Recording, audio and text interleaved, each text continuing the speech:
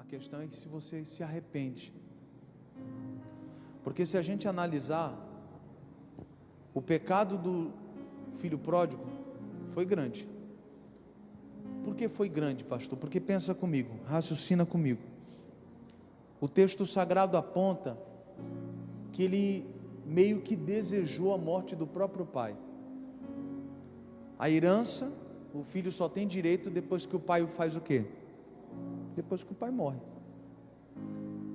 Como o pai não morria logo, como o pai demorou a morrer, ele teve a ousadia de falar: então me dá logo a parte da minha herança, porque até esperar o senhor morrer, eu estou frito, me passa logo a parte. Como o pai não morria, ele quis logo a parte da herança dele. Tem muita gente que é pai aqui entre nós. Imagina o seu filho desejar a sua morte, para tomar posse do que você tem. Você consegue imaginar isso? Pastor, é terrível. O meu filho desejar minha morte para assumir o que eu tenho. Eu penso que é um sentimento extremamente ruim, de um pai sentir, presenciar. A Bíblia Sagrada diz que esse foi um dos pecados daquele filho pródigo. O outro foi o fato dele ir muito longe. O texto sagrado diz que ele foi para uma terra longínqua, bem longe. Então, duas coisas interessantes aqui nesse texto. A primeira delas é que mesmo esse pecado sendo muito sério, não impediu ele de receber o perdão de Deus. Segunda coisa, mesmo ele indo muito longe, nada poderia impedir ele de voltar. O que trouxe ele de volta foi o arrependimento. A grande verdade é que a gente acha que muitas coisas que a gente faz não tem mais perdão, e por isso a gente prefere seguir adiante, quando na verdade o caminho certo era: eu vou voltar. Aquele filho pródigo disse: me levantarei, irei ter com meu pai, e dir-lhe-ei: pequei contra o céu e perante ti, já não sou digno de ser chamado teu filho. Ele estava disposto a perder tudo se fosse necessário. Você percebe que uma pessoa arrependida, ela não volta querendo status. Você viu o que ele falou? Já não sou digno de ser chamado seu filho. Me coloca nem que seja como um dos seus trabalhadores. Uma pessoa arrependida não está preocupada com status, não está preocupado se vai ser abençoado ou não. A coisa mais importante é receber o perdão do Pai. Se o teu coração não se inclina para querer o perdão do Pai, nada mais é importante então. Porque se o perdão de Deus não é importante para você, qualquer outra coisa não terá valor. Louco, e se pedirem a sua alma, ganhou o mundo inteiro e perdeu a sua alma, sua vida. Tem gente que é assim, ela não se importa se ela está bem com Deus ou não, se tem dinheiro na conta, se a coisa está fluindo, se as coisas estão acontecendo, ela acha que dá para mensurar as bênçãos que ela tem e comparar isso com a comunhão dela. E eu disse num desses cultos, falei: receber bênção não tem nada a ver com comunhão com Deus. A bênção a gente recebe pela fé. Pela fé. Agora, se você quiser entrar no céu, você vai precisar do perdão.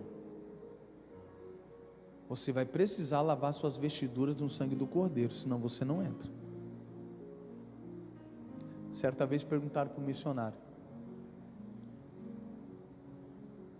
missionário, vou aproveitar que o senhor está aqui, deixa eu lhe fazer uma pergunta. Será que seria pecado a gente jogar no jogo do bicho? O missionário já sacou a pergunta, falou assim: não. Você quer jogar no jogo do bicho? Pode jogar. Pode jogar no jogo do bicho? Pode jogar. Mas pode mesmo? Pode. Você não quer jogar? Jogue. Bom, já que o senhor está falando sobre isso, deixa eu lhe perguntar outra coisa. Missionário, é pecado, por causa da crise no casamento, a gente pular cerca? mulher engordou, o marido engordou, às vezes acontece, não é mais a mesma coisa. Pode pular cerca, só para,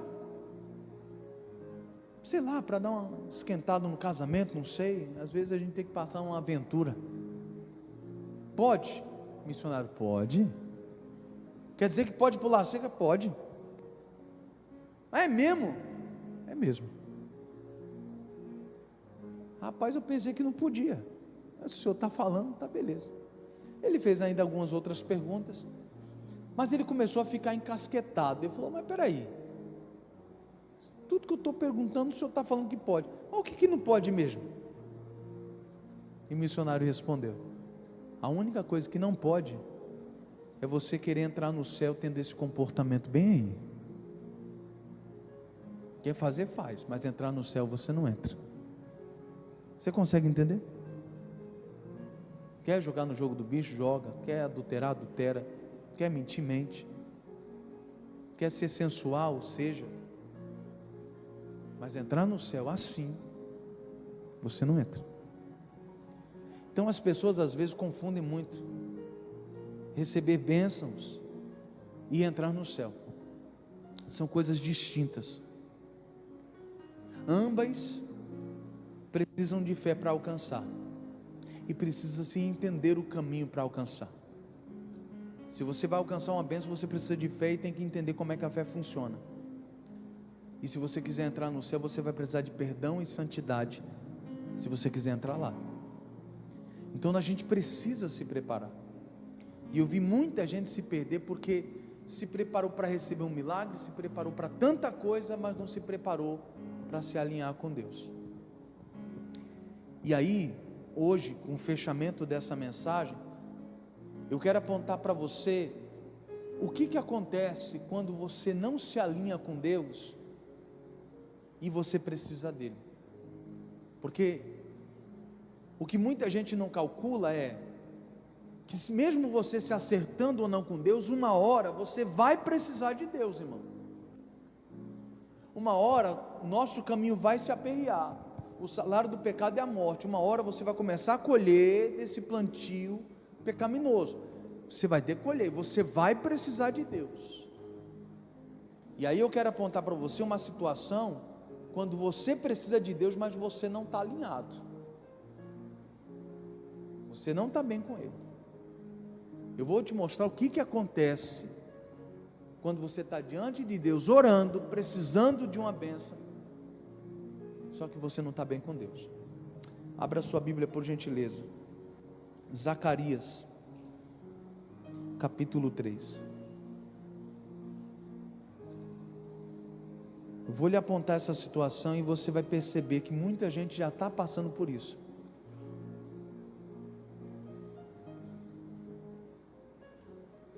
Zacarias capítulo 3.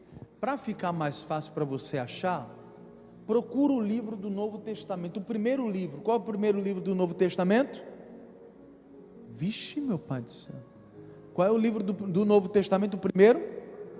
Mateus. Pronto, você achou Mateus, vai para a sua esquerda, você vai achar Malaquias, e um livro antes de Malaquias, Zacarias.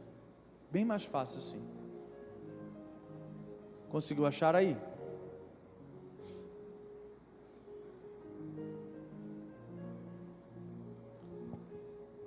Quem achou, diga amém. E diz assim, ó, capítulo 3, verso 1, e diz: e me mostrou o sumo sacerdote Josué, o qual estava diante do anjo do Senhor, e Satanás estava à sua mão direita, para fazer o que, pessoal? Para se lhe opor. Vou ler de novo, verso 1. E me mostrou o sumo sacerdote Josué, o qual estava diante do anjo do Senhor, e Satanás estava à sua mão direita, para se lhe opor.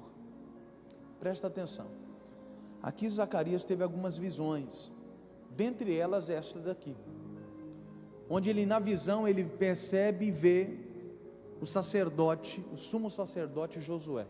Não é o Josué que que sucedeu Moisés, não. Isso aqui é o sumo sacerdote. Esse aqui já está voltando lá da Babilônia, está voltando para Jerusalém. Ele veio junto com os outros exilados, e ele viu essa imagem, essa visão do sumo sacerdote diante do anjo do Senhor, certamente pedindo algo. Só que tem um detalhe: nesta visão ele via que Satanás estava à direita dele, se opondo, indo contra, batendo de frente com ele, para ele não receber alguma coisa. Eu penso que a pior situação que pode acontecer é você entrar diante de Deus e Satanás está à sua direita para lhe apontar o dedo na tua cara e dizer que você não pode receber aquilo, porque você pecou. Você está na mão do bicho. Eu penso que não tem situação pior do que você entrar diante de Deus e Satanás está lá. Ei, você não pode não. Não, mas eu tenho fé. Não, mas você pecou. Você está na minha mão. Esqueça. A Bíblia Sagrada diz que foi essa a situação. Pastor, mas era a questão de pecado? Era essa a situação a qual fazia Satanás estar à direita dele, acusando? Era essa a situação? Irmão, essa é a única situação. Não tem outra situação. Satanás não pode bater de frente com alguém que está bem com Deus, porque é perca de tempo. Ele precisa achar uma brecha em você, para que ele possa se opor e ter sucesso, porque sendo assim, qualquer outra investida dele contra você não daria certo. Sem uma brecha contra você não daria certo. Mas se há uma fragilidade, se há uma brecha, ele pode bater de frente com você. Então tem muitas pessoas que às vezes, por não andarem se limpando diante de Deus, lavando as suas vestes diante de Deus, chega um momento que é desse jeito. A pessoa está precisando muito de Deus, mas ela não está bem. Ela sabe que tem que se acertar, ela sabe que antes de pedir qualquer coisa, ela está em débito com Deus, mas mesmo assim ela está necessitada. Ela pensa que Deus vai fechar os olhos para os pecados, para as falhas, para a desobediência, para a ignorância de muitos, para o desprezo às coisas de Deus que muitos tiveram. A pessoa pensa que Deus vai simplesmente fechar os olhos e acobertar tudo aquilo, colocar panos quentes e fingir que nada está acontecendo. Só que enquanto você pensa isso, Satanás está bem ali para lhe apontar o dedo. Pastor, mas não era pecado não. Então tá bom, vamos adiante, vamos analisar o texto e vamos ver o porquê que o diabo estava ali do lado dele, batendo de frente com ele e não deixando ele alcançar algo de Deus. Verso 2: mas o Senhor disse a Satanás, o Senhor te repreende, ó Satanás.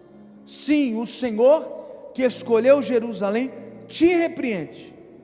Não é este um tição tirado do fogo? Agora eu quero que você entenda isso aqui. Tem revelação, tem entendimento aqui. Você viu que Deus falou ali, usando o anjo? Primeiro repreende Satanás. Satanás estava ali com pleno direito de poder se opor, porém mesmo assim Deus repreendeu. Há momentos na nossa vida que mesmo você estando errado, você pode ter alcançado alguma coisa de Deus.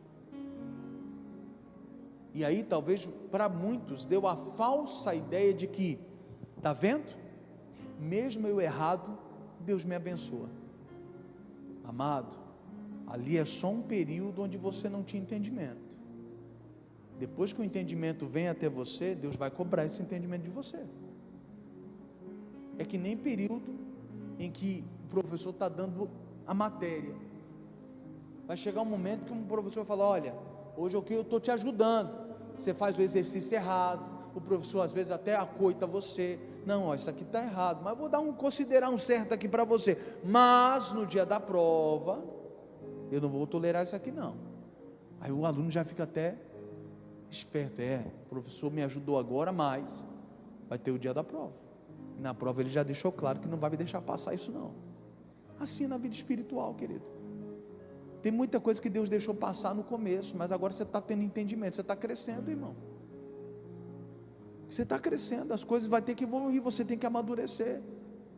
Tem que entender que muita coisa aconteceu no passado pela misericórdia, e agora você tem que aprender a andar direito com Deus. Você está entendendo, sim ou não? Você tem que aprender a andar direito com Deus. Você não é mais uma criança espiritual que chegou ontem na igreja. Você já tem uma caminhada com Cristo. Não dá para ficar mais aceitando pecados e dizer, não, mas Deus entende, Deus entende, Deus entende. Quando na verdade Deus já está cobrando que você cresça. É assim que a coisa começa a funcionar. E a Bíblia Sagrada diz que Deus naquele momento até repreendeu Satanás. Embora a Bíblia Sagrada aponta que Josué não estava numa posição legal, não. Josué estava errado. Só que Deus aborda o seguinte fato: não é este um tição tirado do fogo? O que é tição? Tição é uma brasa. Tição é um pedaço de brasa, é um pedaço de carvão que está totalmente envolto em pura chama. Porém, até mesmo a brasa mais viva dentro de uma fornalha, se você tirar esse tição, essa brasa da fornalha, o que vai acontecer depois de um tempo? A Bíblia Sagrada diz que Josué era essa pessoa, o tição que foi tirado da brasa, do fogo, e agora estava apagado. Não é essa a situação de muitas pessoas? Um dia você ferveu na presença de Deus, mas hoje você talvez é o tição apagado, já não brilha mais, não é mais a mesma coisa. E por isso, toda vez que você entra diante de Deus, está lá Satanás apontando o dedo aí. E aí não adianta fazer aquela oração de Ezequias tentando se basear no passado, não, porque não funciona. Porque Ezequias tentou se justificar se baseando no passado, lembra?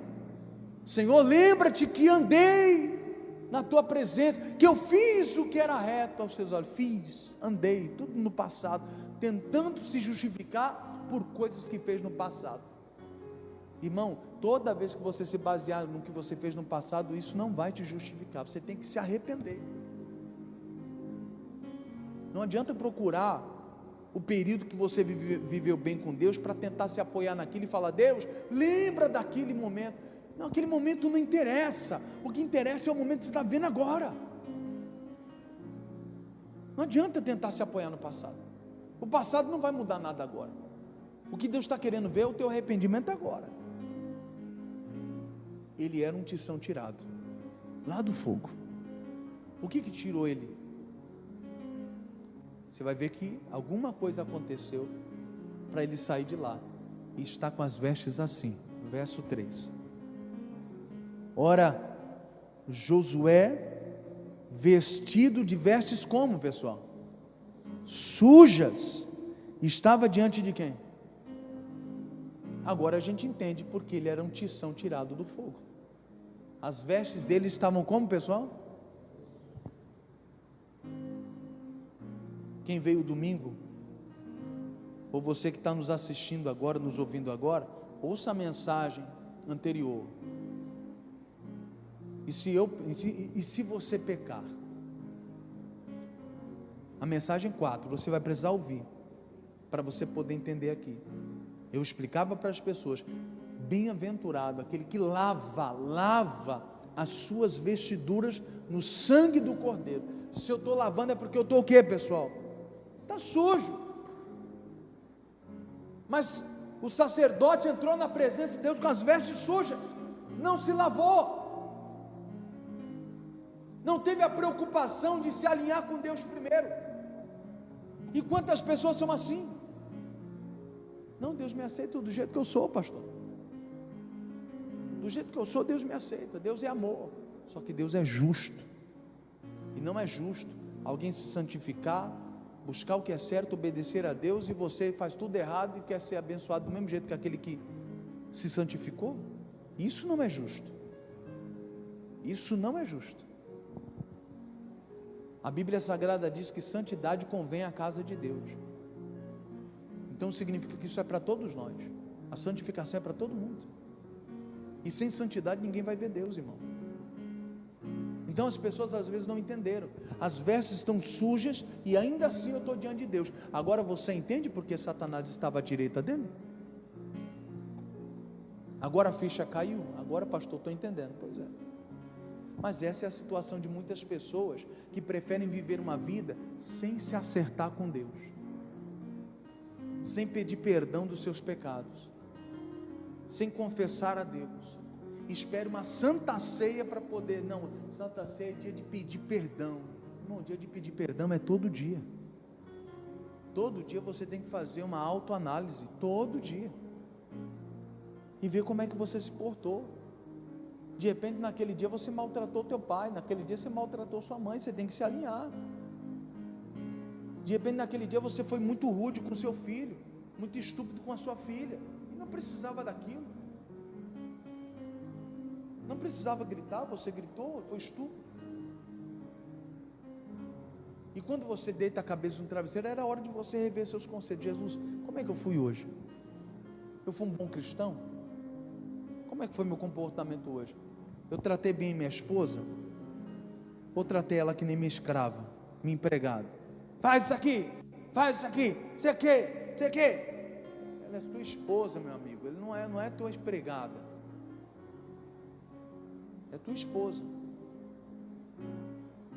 É muito melhor viver uma vida quando a pessoa faz com amor, com carinho, sem alguém estar gritando no pé da orelha como se fosse um empregado.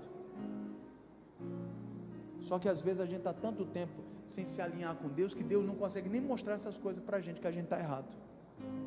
Está errado no tratamento com o filho, está errado no tratamento com a esposa, está errado.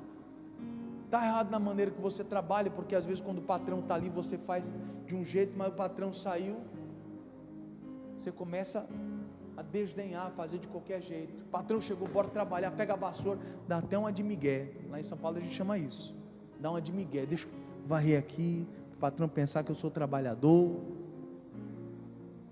Isso é péssimo para um cristão, trabalhar apenas para a vista do patrão. Que é isso? Não é assim. Se a gente se analisasse, se a gente se examinasse, nós não seríamos julgados. Não é o que está escrito em 1ª carta aos Coríntios 11, verso 26 em diante? Se eu não me engano é o 31 que fala exatamente isso. Se nós nos julgássemos, não seríamos julgados. Mas por que muitas vezes tem um dedo nos apontando? Porque a gente não se julga, a gente não se analisa, a gente não se pergunta como é que a gente tem andado com Deus, se a gente ainda está na fé, se a gente está respeitando a palavra. A gente não se analisa, a gente não quer negar a nós mesmos, e aí existe um problema. Você quer viver assim? Dá para viver assim, pastor? Dá, só que uma hora você vai precisar de Deus, e quando você entrar na presença dele, pode esperar que Satanás vai estar do seu lado para lhe apontar o dedo, vai lhe apontar. Na hora que você falar, Deus, eu quero que o Senhor me aumente o salário, o diabo logo de cara, não aumenta não, ele faz corpo mole lá no serviço. Ele é mentiroso, eu vi. Todo dia ele inventa uma desculpa porque chegou atrasado. Todo dia, olha lá, eu sei. Um dia porque o cachorro morreu, no outro dia a avó morreu, no outro dia a outra avó morreu, depois a bisavó morreu, a tetravó já matou todo mundo da família já. Todo dia mata um. E fala que esse é um motivo de chegar atrasado. Na hora que você pede para Deus, Deus me abençoa, Deus, eu quero crescer, o diabo já está bem aqui apontando o dedo. Abençoa não, ele é mentiroso. Abençoa não, ele rouba no dízimo e na oferta. Abençoa não. Abençoa não. Abençoa não, porque naquele dia o Senhor tocou no coração dele para dar uma oferta, ele disse que não. Saiu da esquina para fora, gastou muito mais do que a oferta que Deus tinha pedido para ele. Não abençoa não. Olha o diabo apontando. Você entende? É nessa hora que ele aponta o dedo para você. E a gente não está prestando atenção. Tem que se lavar. As vestes dele estavam sujas, irmão. Por isso o diabo estava ali apontando o dedo. E o que a gente tem aprendido desses cultos todos? Limpa suas vestes, lava suas vestes, seja verdadeiro, confessa tudo, se lava no sangue do Cordeiro, não esconda nada. Eu sei que às vezes é difícil ser sincero diante de Deus, mas a gente vai ter que encarar Deus mais cedo ou mais tarde, querido. Eu estava apontando para as pessoas hoje pela manhã. A gente vai analisando tanto o Velho quanto o Novo Testamento, e a gente vai vendo como é que as pessoas se arrependiam no passado. Você já parou para observar isso na Bíblia? Como é que as pessoas se arrependiam no Velho Testamento? Quando as pessoas percebiam que estavam longe de Deus, irmão, o povo até jejuava. Até jejuava. Você está jejuando por quê? Não, estou jejuando porque eu quero me aproximar de Deus. Estou jejuando para me converter, para matar minha carne. Eu estou jejuando porque eu pequei e eu quero me arrepender disso. Por isso que eu estou jejuando. No Novo Testamento, a gente vê Pedro pecando, negando Jesus 3 vezes. Jesus olha para ele, ele lembra das palavras de Jesus. Pedro se retira dali. Como é que é o arrependimento de Pedro? A Bíblia Sagrada diz que ele chora amargamente. Vai ver hoje, a geração de hoje, ninguém mais chora pelos seus pecados. A pessoa pede perdão assim: Deus perdoa aí, foi mal aí, e quer que Deus aceite o pedido de perdão dele. Não tem choro, não tem um jejum para quebrar, matar a carne, não tem nada disso. E a gente diz que está arrependido. Chora, mas às vezes são lágrimas de crocodilo, porque amanhã a gente vai estar fazendo tudo de novo. Você consegue entender onde eu quero chegar? A gente vai vendo isso na Bíblia, como é que os antigos se arrependiam. A gente fala: meu Deus, então não estou me arrependendo coisa nenhuma, eu estou só tampando o sol com a peneira. Eu preciso mudar a minha mentalidade e entender o caminho de volta para Deus, senão eu vou me perder e não volto mais. Se todas as pessoas que um dia estiveram nessa igreja entendessem o caminho de volta para Deus, a igreja não cabia de tanta gente que teria nessa casa. Mas a grande maioria não sabe como voltar mais, foi longe demais. E talvez na sua cabeça a pessoa pense: acho que Deus nem vai me perdoar mais, tanta coisa que eu já fiz, tanta coisa. Mas se você se humilhar, não é assim que diz o texto de Crônicas? Se o povo que se chama pelo meu nome se humilhar e orar a mim e se arrepender dos seus maus caminhos, eu ouvirei dos céus, perdoarei os seus pecados e sararei a sua terra. Aquele é o caminho de quem quer se arrepender, é se humilhar, é se converter do mau caminho. Ou seja, meu caminho está vindo para cá. Converter é mudança de sentido, completamente, é para cá agora, meu amigo. A pessoa diz que se converteu, está andando para cá, ela só faz isso aqui, Que conversão é essa, irmão? Conversão é mudança completa de sentido. Se eu estou indo para frente, eu volto para trás. É por isso que as pessoas consideram que a gente está indo na contramão do mundo, porque a gente olha lá para trás, e é lá atrás que a gente vê os verdadeiros valores. As pessoas hoje estão perdendo os verdadeiros valores. É por isso que a gente olha para trás e a gente continua buscando aqueles valores, aqueles princípios morais, éticos. A gente olha para trás,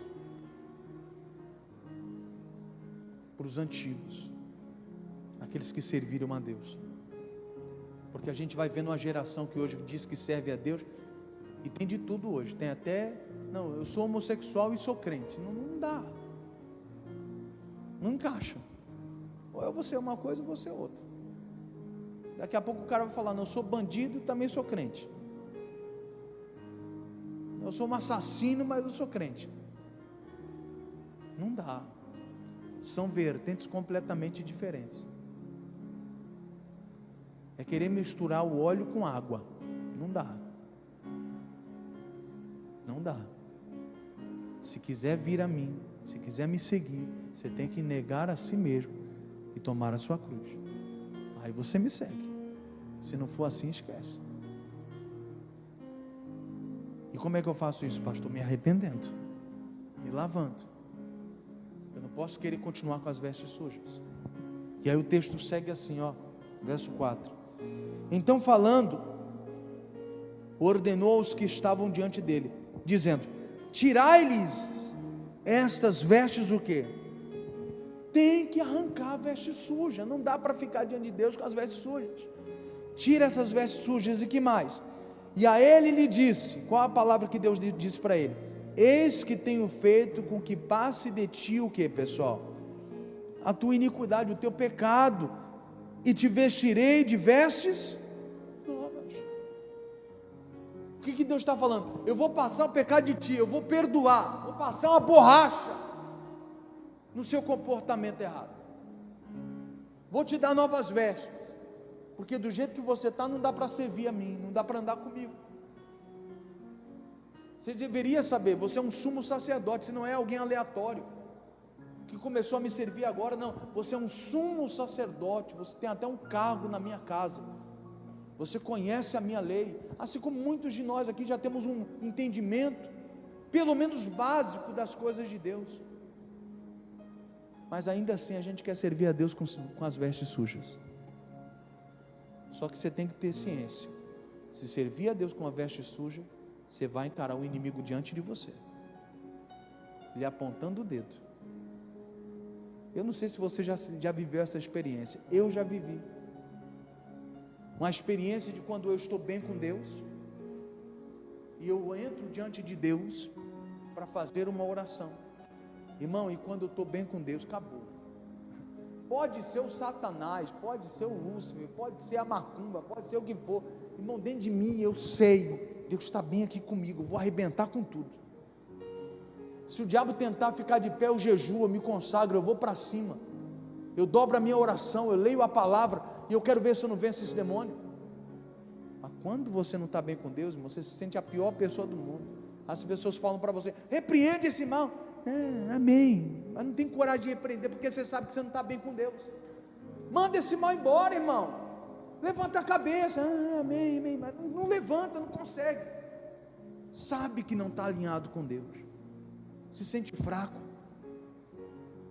se sente derrotado. Essa é a sensação de quem não se alinhou com Deus, de quem não está bem com Deus. Tenha fé, irmão, amém, amém, amém, mas vive desanimado, vive para baixo.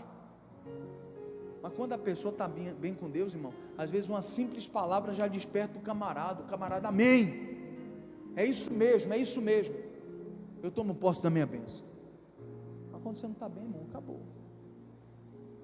Eu já vivi essa experiência,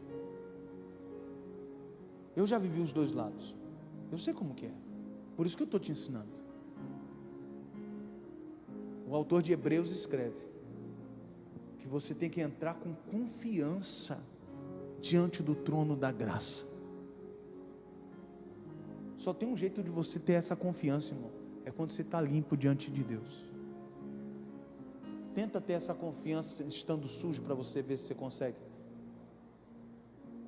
O diabo aponta o dedo e você desmorona na hora. Você pode até tentar citar a palavra, mas o texto sagrado diz, não adianta citar as palavras, sendo que você pega elas e joga para detrás de ti. Não adianta. Então, meu amado, Deus deixou bem claro, eu vou passar de você esse pecado, vou passar uma borracha, vou lhe dar novas vestes, para você estar diante de mim. E aí tem um detalhe, presta atenção, verso 5, e disse eu, ponha-lhe uma mitra limpa sobre a sua cabeça, e puseram uma mitra limpa sobre a sua cabeça, e vestiram de vestes, e o anjo do Senhor estava ali. Agora presta atenção nesse detalhe, verso meia dúzia, e o anjo do Senhor protestou a Josué. Para um pouquinho para aí, vamos entender. Perceba que na primeira instância, quem é que estava se opondo a Josué, pessoal? Era quem? Satanás. Satanás é que bateu de frente e falou, não, esse cara não deveria nem estar aqui. Mas agora, quem é que protesta? É o anjo. Quem vai puxar a orelha de Josué agora vai ser o anjo. E olha o que o anjo vai dizer para ele, Deus trocou sua veste, Deus te perdoou, mas olha o que o anjo diz aí, verso 7, assim diz o Senhor dos exércitos, se andares nos meus caminhos, quer dizer, Deus perdoou teus pecados, mas agora você tem que andar no caminho, viu? E se observares as minhas ordenanças, tem que prestar atenção no que Deus fala, também tu julgarás a minha casa, e também guardarás os meus atos. e te darei lugar entre os que estão aqui. Perceba que o anjo puxa a orelha de Josué, dizendo: ei, Deus perdoou o teu pecado, Deus te deu novas vestes, mas você tem que observar a palavra, você tem que andar no caminho agora, você tem que se comportar como alguém que se arrependeu, porque senão não vai adiantar de nada Deus ter tirado as vestes sujas, te deu vestes novas e você vai lá suja de novo as vestes, não vai adiantar. O diabo vai vir de novo, vai lhe apontar o dedo, vai tirar toda a tua razão, toda a sua razão. E um detalhe, ele falou: se assim você fizer, se a partir de agora você se portar assim, observando os caminhos de Deus, andando nos caminhos de Deus, as ordenanças de Deus, Deus vai permitir que você julgue os povos. O que é julgar? É trazer direção. O texto sagrado mostra que Moisés, enquanto ele não tinha levantado ainda capitães, porque depois o sogro dele deu essa ideia para ele, Jetro falou para ele: ó, levanta capitães, e o que eles não souberem resolver, aí você vem e resolve. Porque a Bíblia Sagrada diz que Moisés passava o dia todinho, irmão, sentado numa cadeira, e o pessoal vinha: Moisés, eu estou com problema aqui, porque esse cara aqui matou meu boi, e agora? Ele não quer pagar, Moisés. Ô rapaz, você está errado, cara. Ele julgava dessa forma: você está errado, você tem que pagar o boi dele, a sentença é essa, paga um boi para ele, pronto, próximo. Parecendo um juiz, o dia todinho, irmão, resolvendo o pepino do povo, dando direcionamento. A Bíblia está dizendo que Deus vai nos colocar nessa posição, de você poder orientar pessoas. Se você for perdoado, se você entender o caminho do perdão, Deus vai te usar para ensinar outras pessoas o caminho do perdão também. Deus lhe colocará na posição de você ensinar outras pessoas como elas podem se acertar com Deus também, e andarem de cabeça erguida diante do Senhor. Deus lhe dará essa posição. O anjo falou para Josué: se você andar no caminho, se você observar as ordenanças, Deus te colocará numa posição de julgamento, você vai trazer orientação para as outras pessoas, e digo mais, você vai ter um lugar aqui entre nós, ó. Você vai ter um lugar aqui no céu com a gente, e a gente não fica buscando isso também? Não é esse o nosso desejo? É quando a gente fechar os olhos aqui e abrir os olhos lá, na Nova Jerusalém? Não é esse o nosso desejo, ir para o céu? Mas não tem como ir para o céu com as vestes sujas, não tem como ir para o céu sem andar no caminho de Deus, não tem como ir para o céu se você não observa a lei de Deus, as ordenanças de Deus, não tem como. Então, qual é a mensagem que eu tenho para você hoje? Você precisa entender que há um preço muito alto a se pagar se você não se lavar no sangue do Cordeiro. Quando você chegar diante de Deus para receber qualquer coisa, você pode ter certeza que Satanás vai estar lá, só para lhe apontar o pecado, só para lhe lembrar daquela mentira que tu contou, daquela vez que tu enganou teu pai, daquela vez que tu enganou tua mãe. Ele vai estar lá, só para lhe apontar o erro. Ó, você nunca disse a verdade para o teu filho. Ó, você nunca disse a verdade para a sua filha. Está aqui, ó. O diabo vai estar lá sempre apontando o dedo para você. Ó, você nunca falou a verdade para a tua esposa. Você nunca falou a verdade para o teu esposo, ó. Você fez a coisa errada contra ele, você nunca falou a verdade. Você fez algo errado contra ela, nunca falou a verdade. Mentiu e sustentou a mentira até hoje. Está dentro da igreja, mas sustentou a mentira lá do passado.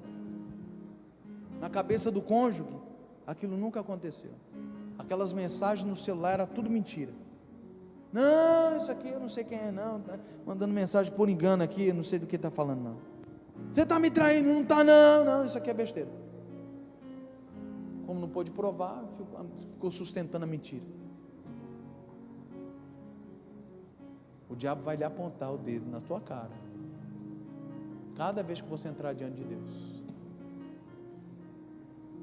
Irmão, não sei você, mas para mim, isso aqui é triste. Eu quero poder entrar diante do meu Deus e ter a certeza, o diabo não pode apontar o dedo na minha cara, não. O O diabo não pode tirar a minha moral, não. Que isso? Ele não pode me acusar de algo que eu fiz. Por isso, uma pessoa lavada no sangue do Cordeiro, na hora que o diabo vai apontar o dedo, ele vai procurar. Ué, cadê aquele pecado? Mas você tinha mentido, rapaz. Cadê o pecado? E você vai dizer, eu já me arrependi, já confessei. Mas já? Tão rápido assim? Mas que conversa é essa? Pois é, eu não perco tempo não. Quando eu erro, eu vou diante do meu Deus, já me limpo logo, para não dar brecha para o inimigo apontar o dedo para mim. Tem gente que fica protelando, deixando para depois, e o diabo vai ganhando espaço, vai criando fortaleza contra a vida da pessoa. E quando ela tem que encarar o bicho, ela fala, não, isso aqui está forte demais, isso aqui, meu Deus do céu, pastor, me ajude em oração aí. E às vezes não é nem oração, é questão de você realmente se alinhar com Deus. Pastor, mas se eu pedir perdão a Deus dos meus pecados, o que vai acontecer? Abra sua Bíblia em Miqueias, volta só um pouquinho, você está em Zacarias? Volta um pouquinho, vai devagar, porque o livro é pequeno, tá? Você vai passar Ageu, Sofonias, vai voltando devagarzinho, Abacuque, Naum, vai voltando devagarzinho, você acha Miqueias. Miqueias 7.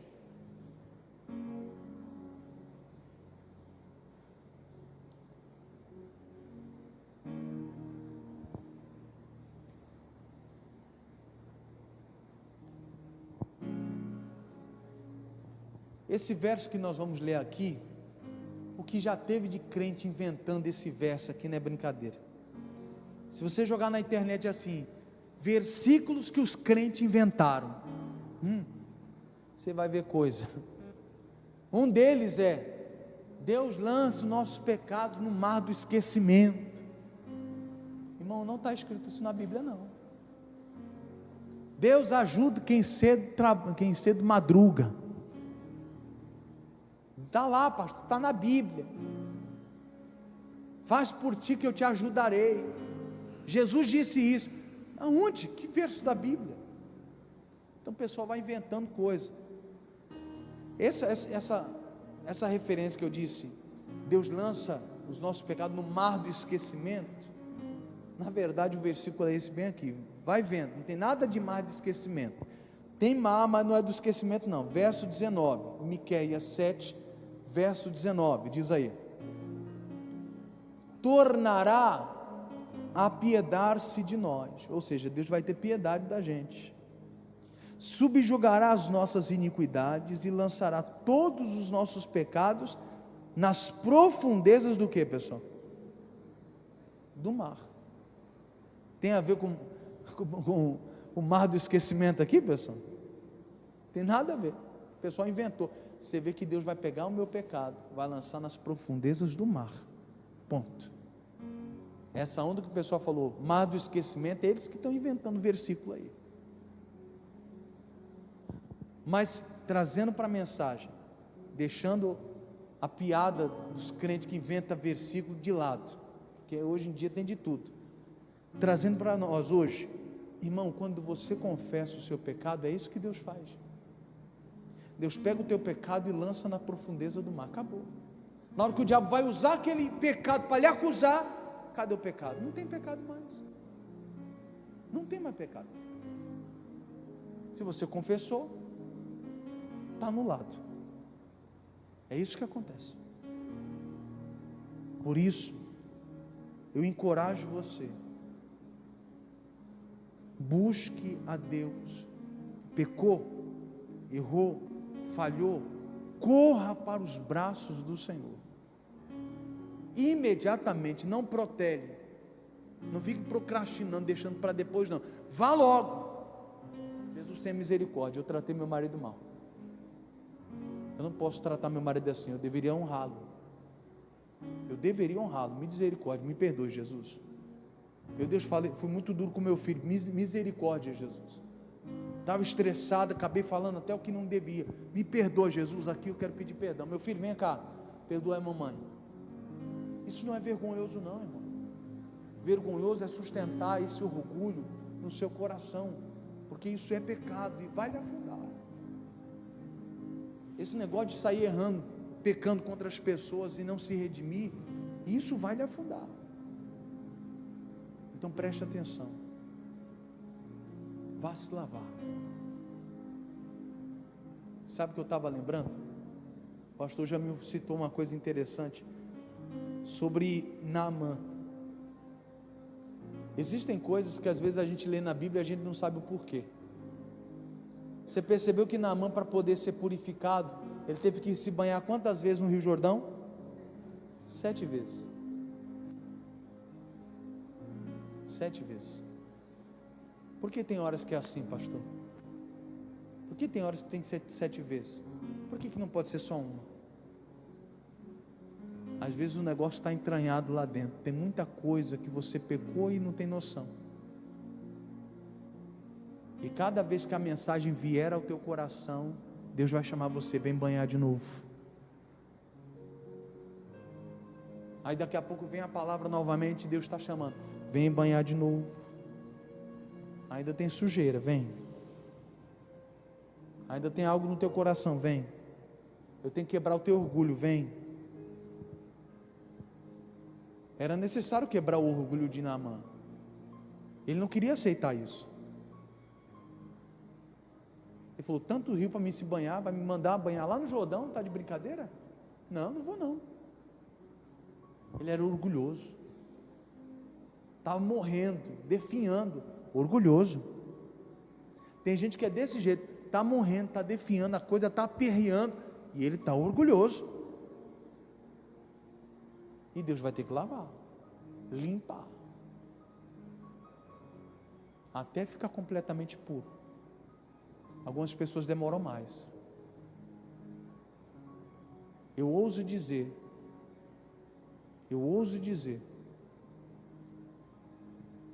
que nem diz os teólogos, fazendo uma conjectura, ou seja, uma análise com base nos fatos, e a gente cria ali uma teoria.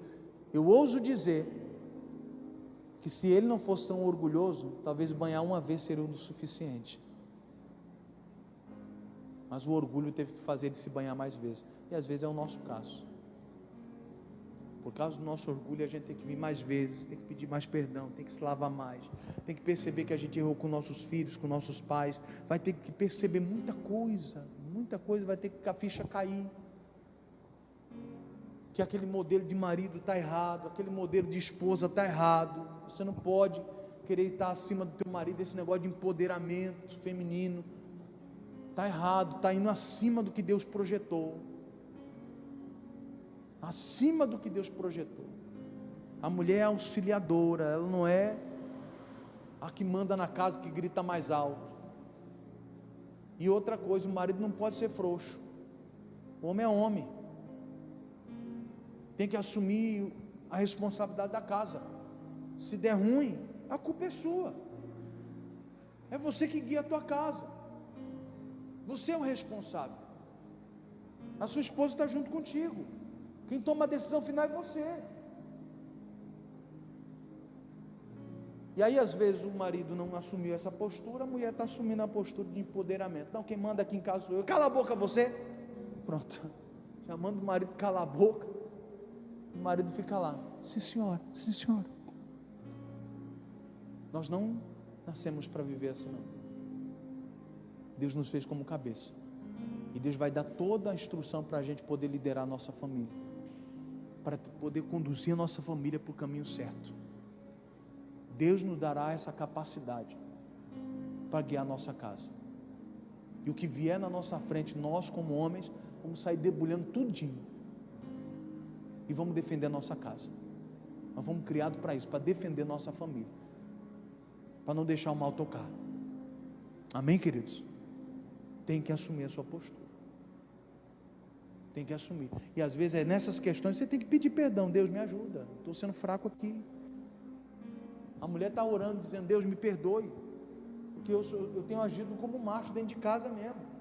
Eu mando meu marido, cala a boca, vai lá lavar a louça, tu não faz nada nessa casa, vai lá lavar a louça, está falando demais, já varreu a casa? Às vezes você vai ter que chegar diante dele e falar, Deus tem misericórdia,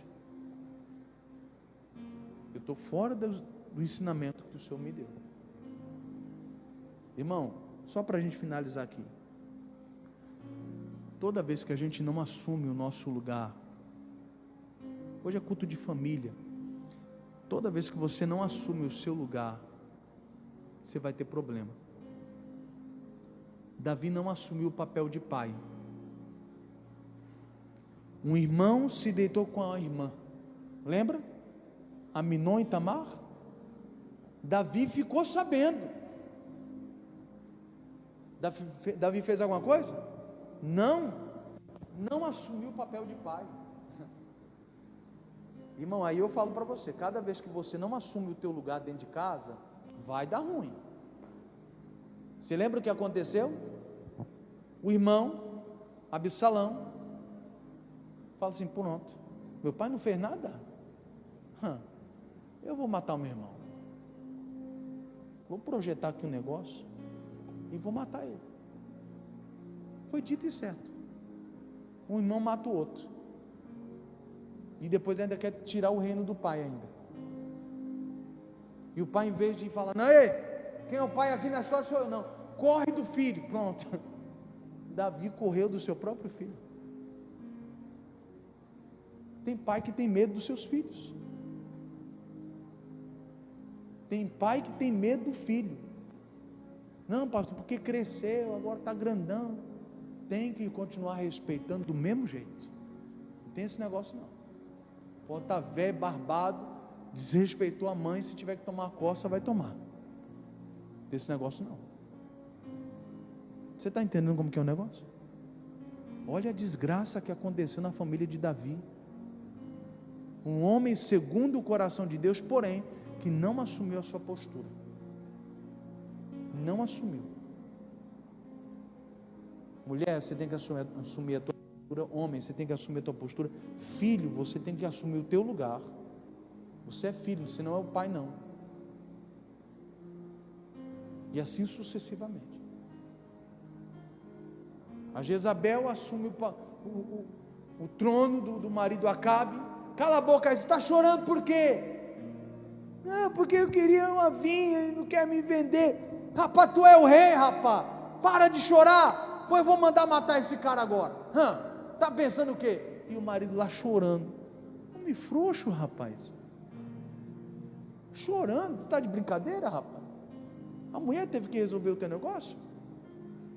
Não tem homem em casa não?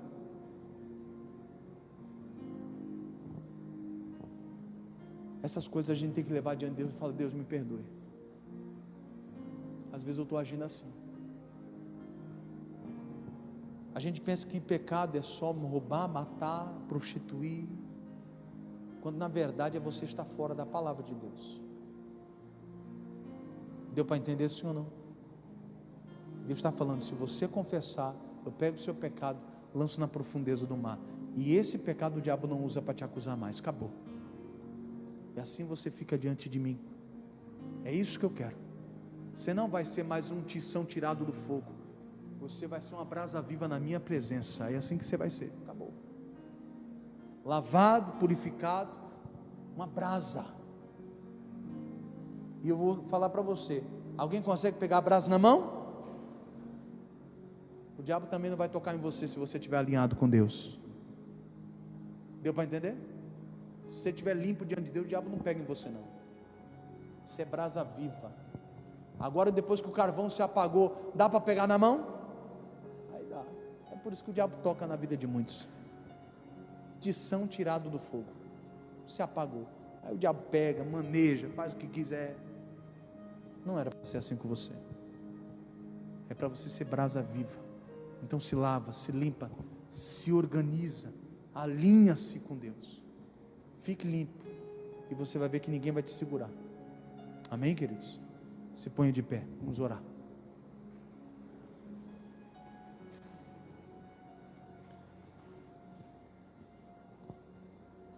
Vou fazer essa oração com o pessoal de casa.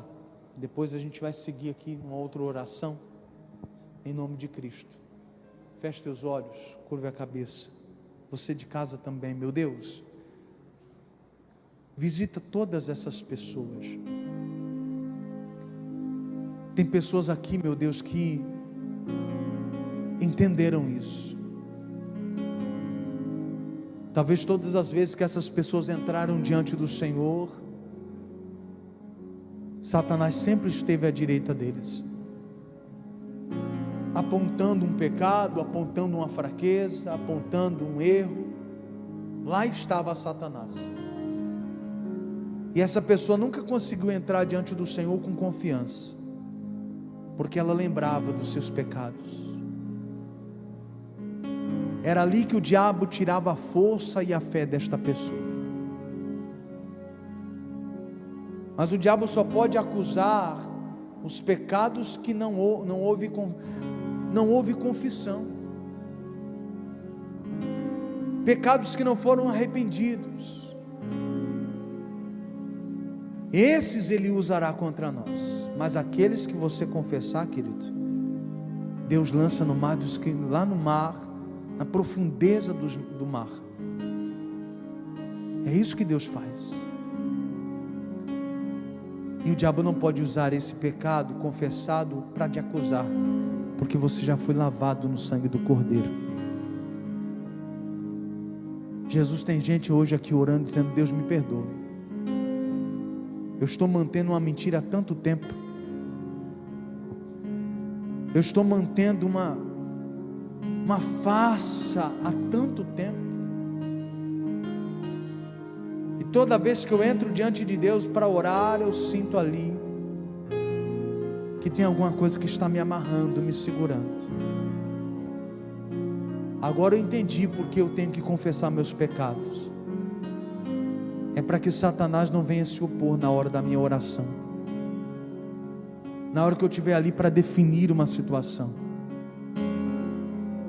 Tem gente dizendo: me perdoa, Jesus, se é para ser lavado, eu quero ser lavado. Tem gente dizendo: Deus me perdoe, porque eu não dei a devida atenção à minha família. Me perdoe porque eu não me tratei como um pai, eu não me portei como mãe, eu me deixei levar, onde eu precisava ter autoridade não tive, eu fui conivente com coisas erradas, talvez até mesmo como Davi, com medo do próprio filho. Me perdoe por não assumir o papel de mãe, de pai. Tem gente orando, tem gente orando dizendo: Deus me perdoe. Tem marido que vai precisar se acertar com a esposa, tem esposa que vai precisar se acertar com o marido, e falar para ele: meu amor, me perdoe, durante muito tempo eu tenho escondido algo, mas eu quero ficar limpo, eu quero ter as mãos limpas, o coração puro diante do meu Deus. E o Espírito Santo está chamando a igreja para se lavar. Oh Espírito Santo, tomara que a tua igreja venha se lavar no sangue do Cordeiro, que a sua igreja se purifique diante do Senhor. É o que nós pedimos, em nome de Jesus. Tanto aqueles que estão aqui, quanto aqueles que estão em casa, em nome de Jesus. E você que crê, diga: assim seja. Diga: obrigado, Jesus. Amém. E vamos aplaudir o Senhor Jesus bem forte.